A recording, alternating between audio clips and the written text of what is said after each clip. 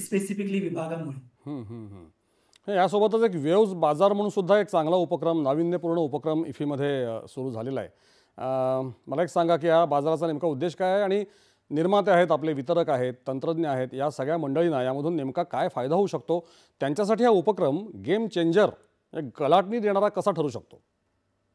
अगदीच हो. हा खूपच तुम्ही खूप व्हेरी प्रिसाइजली सांगितलं आहे, नमूद केलं की अ, निर्माते, वितरक यांच्यासाठीचा हा आहे.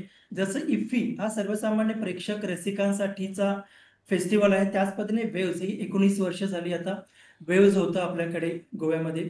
वेव्हज बाजार हा 5 दिवसांचा स्पेशल फेस्टिव्हल म्हणू आपण, जे व्हेरी क्युरेटेड फेस्टिव्हल आहे.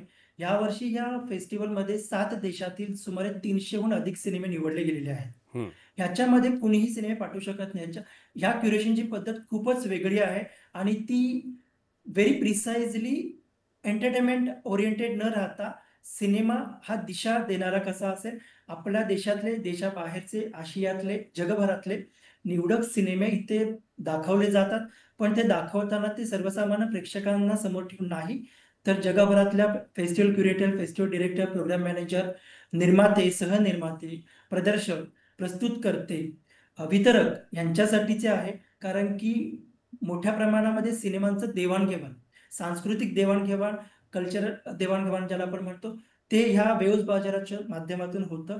त्याच पद्धतीने वेव्हज बाजारचं म्हणजे यावर्षी त्यांनी नाव बदललंय. पूर्वी त्याचं एन-एफ-डी-सी फिल्म बाजार असं नाव होतं. या बरोबर. वर्षापासून आपण वेव्हज बाजार असं केलेलं आहे.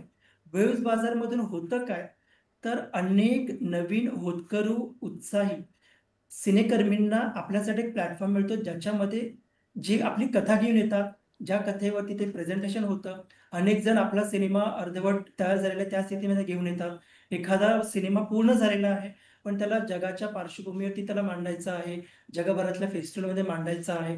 तो तिथे येतो. म्हणजे सिनेमाच्या वेगळ्या-वेगळ्या टप्प्यावरती असलेले म्हणजे कन्सेप्ट टू कंप्लीट असे सिनेमे तिथे येतात आणि हे सिनेमे जगभरातले डिस्ट्रिब्युटर असतील, निर्माते असतील, इन्व्हेस्टर असतील, ते बघतात आणि त्याच्यामध्ये ते इन्व्हेस्ट करतात किंवा सिनेमे आपापल्या देशामध्ये घेऊन जातात.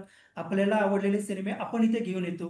त्याच पद्धतीने इथे एन-एफ-डी-सीची आता यावर्षी वेव्ह बाजारची एक कॉम्पिटिशन असते, ज्याला एन-एफ-डी-सी स्वतः स्पॉन्सर करतं त्या सिनेमाला आणि तुम्ही पाहाल तर गेल्या काही वर्षामध्ये या एन-एफ-डी-सी फिल्म बाजार किंवा वेव्ह बाजारने खूप उत्तमोत्तम भारतीय सिनेमे जगाला दिलेले आहेत.